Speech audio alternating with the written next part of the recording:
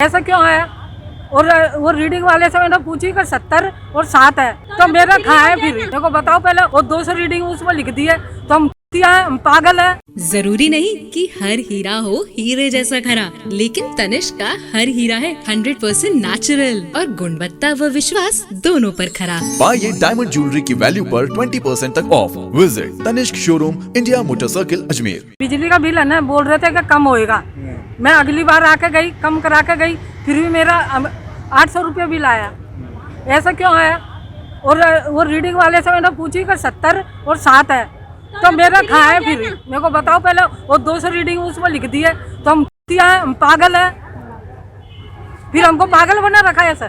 Bill का ही 800 रुपया आया मेरा, जब मैं यहाँ करा के गई हूँ अगली बार आकर। हेमलता, हमारा तो बिल वही आ रहा है जो आता था, कम ही नहीं हुआ है। मेरा तो पहले सही आता था। हाँ। कम ही नहीं आ रहा है वही। और ये कागज तो पकड़ा दिए, बाकी तो वही हो रहा है ना। हम किसी में जुड़े ही नहीं है।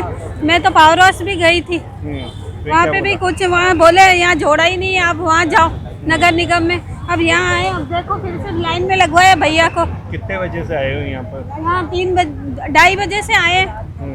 अभी तक कुछ नहीं हुआ। ये ऐसे ही कागज पकड़ा दिए, बस इनसे कुछ काम तो हो ही नहीं रहा है। मेरा नाम लता है। देखिए, अभी मैं यहाँ आई तो देखा तो पब्लिक बहुत परेशान है। ये हमारे वृद्ध भैया, इन्होंने भी मुझे कहा कि मैं बहुत परेशान हूँ, सुबह से आए हुए भूखे प्यासे बैठे हुए हैं। मातृशक्ति मेरी यहाँ पर लाइन लगा के सुबह से बैठी है, उनके नंबर भी नहीं आ पा रहे। मैं कहना चाहूँगी कांग्रेस सरकार को, अगर इतना ही धर्मार्थ का काम करना था, जनता के विषय में सोचना था, तो ये ई मित्रों पे काम हो रहे थे।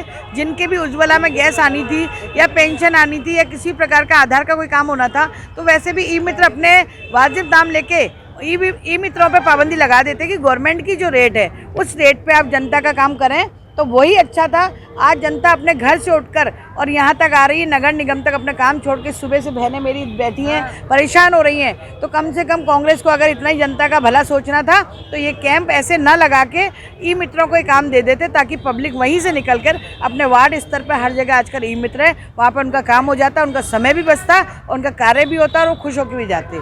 तो मैं कहना चाहूँगी कांग्रेस सरकार इस तरह के जिस तरह के हालात कर रखे जनता के, कम से कम इन जनता की बेकदरी तो ना करे।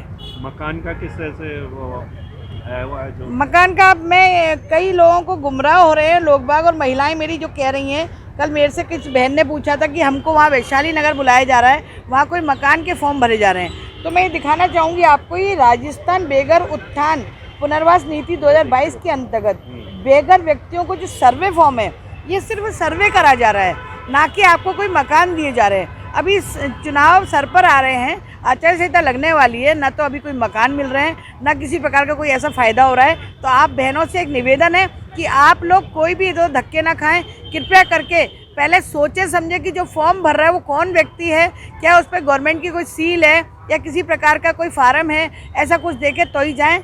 ये मैं निवेदन करना चाहूँगी जनता से। भी कोई कुछ नहीं दिए जाए इस पे ये इस फॉर्म को देख के कई लोग पैसे लेके भी फॉर्म भरवा रहे हैं, तो मेरी मातृशक्ति बहुत जल्दी गुमराह हो जाती है। तो मैं उनसे निवेदन करना चाहूँगी कि इस सर्वे फॉर्म के लिए ना तो आप किसी को पैसे दें, ना कोई फॉर्म भरवाने जाएं, ना ही परेशान हो कि मकान के कोई फॉर्म मिल रहे हैं। कोई मकान के फॉर्म नहीं मिल रहे, अभी ना राहत मिल रही है। ये बहुत आहत कैंप है जिसमें जनता मेरी परेशान हो रही है।